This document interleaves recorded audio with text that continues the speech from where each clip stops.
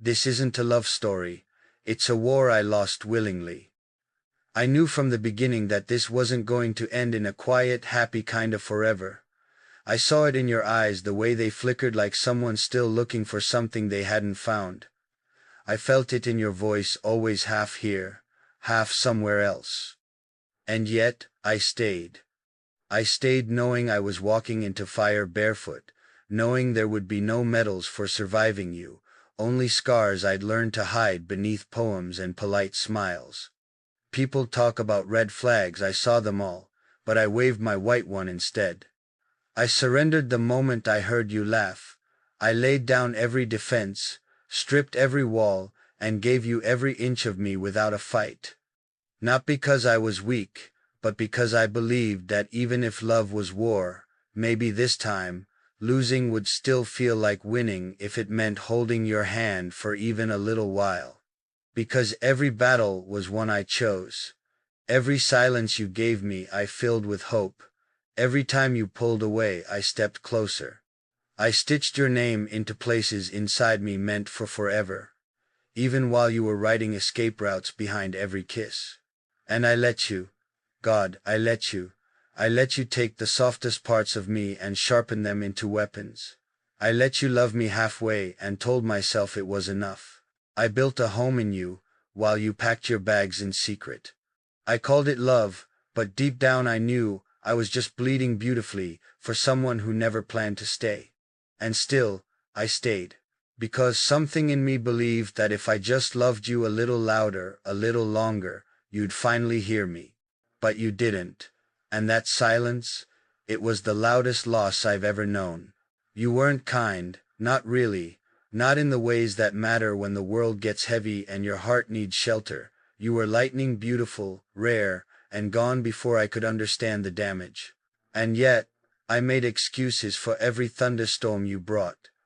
I held the broken pieces like trophies, convincing myself the pain made it real. I wore the wounds like proof that I had loved deeply, fiercely, and without caution. And maybe I did. Maybe that's my curse, to love like war, with no armor, no strategy, no backup. Just raw, reckless devotion. But you loved like distance, like an echo that fades before it's finished. Like a ghost that touches everything and leaves nothing behind. And I let you haunt me. I welcomed it, because even pain from you felt better than peace without you. And now I sit in the silence of the battlefield, surrounded by memories that still whisper your name. I clean the blood from my hands, not yours, but mine, because I was the only one fighting. I was the only one breaking. I was the only one who stayed behind when the war ended, looking for the pieces of something that never existed in the first place.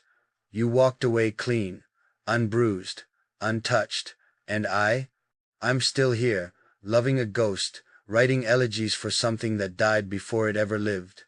But even now, even after all the wreckage, if you came back and asked me to fight again, I think I would.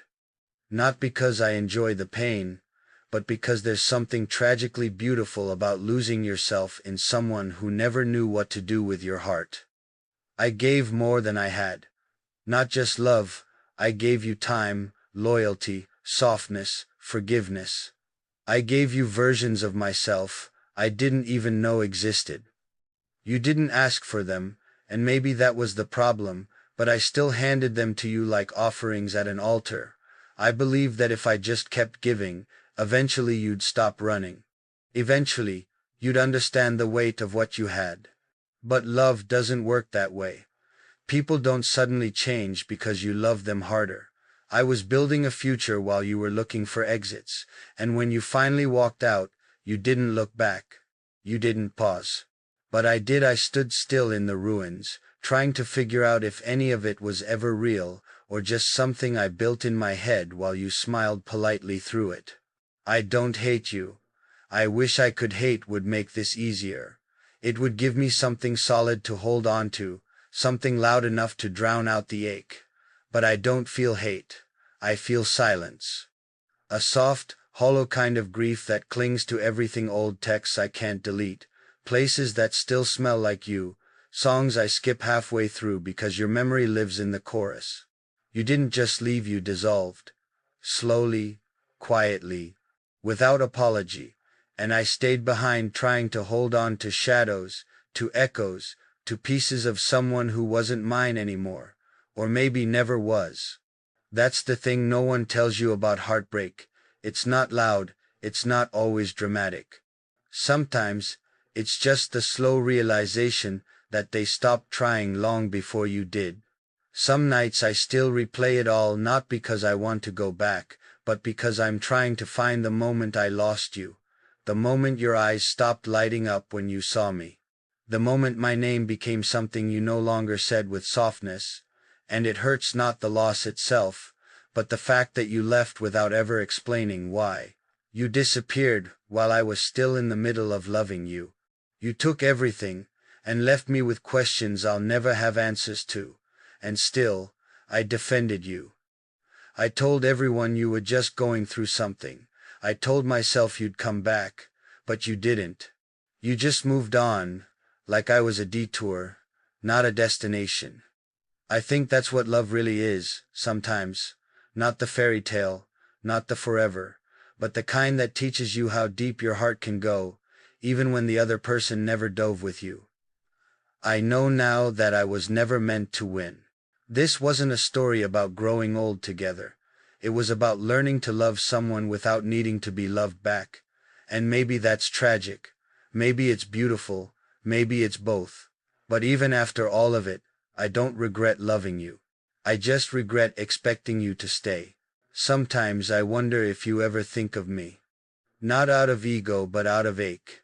I wonder if, in the middle of your quiet moments, my name still brushes against your thoughts the way your memory crashes against mine without warning. I wonder if the way I looked at you ever crossed your mind again.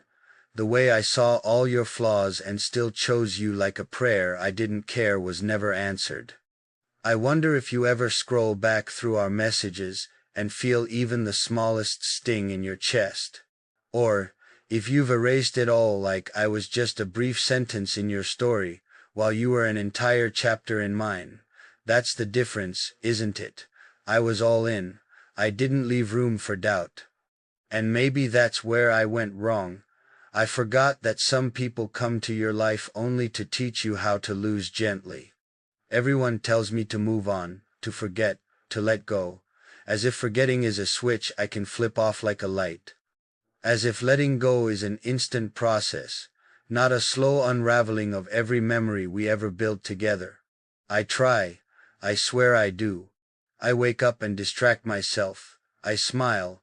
I talk about everything but you. I pretend your name doesn't live behind every song, every scent, every night that feels colder than it used to. But grief isn't loud. It doesn't come crashing in. It lingers. It follows. It watches you quietly. And just when you think you've outrun it, it appears in the sound of a voice that almost resembles yours, in a laugh that feels like a faded echo. And suddenly, you're back at square one, missing someone who isn't missing you at all. I've asked myself 100 times, what did I do wrong? Where did I fall short? What part of me wasn't enough for you to stay? And maybe the saddest part is, I'll never know. You left so cleanly, no words, no closure, no trace.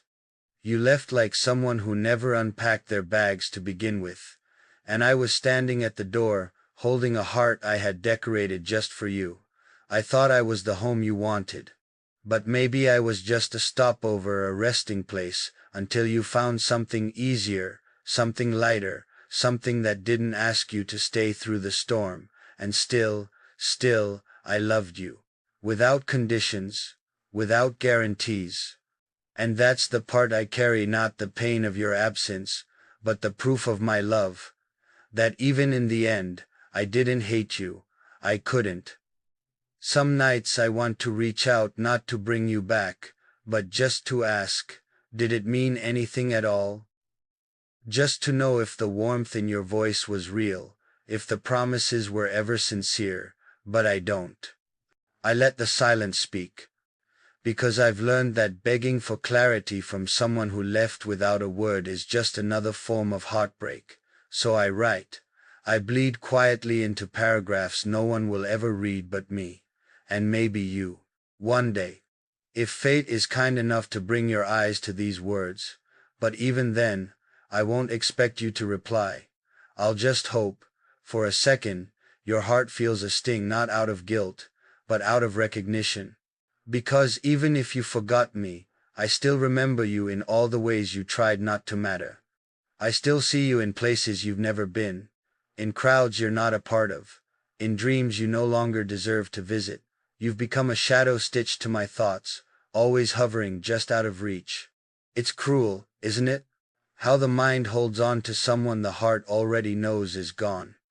I catch myself imagining what I'd say if we met again, not to bring you back, but just to finally let you see the mess you left behind. Not the tears, not the sadness, but the quiet, the hollow way I now laugh, the way I pull away when someone gets too close, the way I don't even expect people to stay anymore. You turn me into someone I don't recognize. And the worst part, I still miss you through it. I think the most painful kind of love is the one that doesn't get a goodbye, the kind where the door doesn't slam, it just slowly stops opening.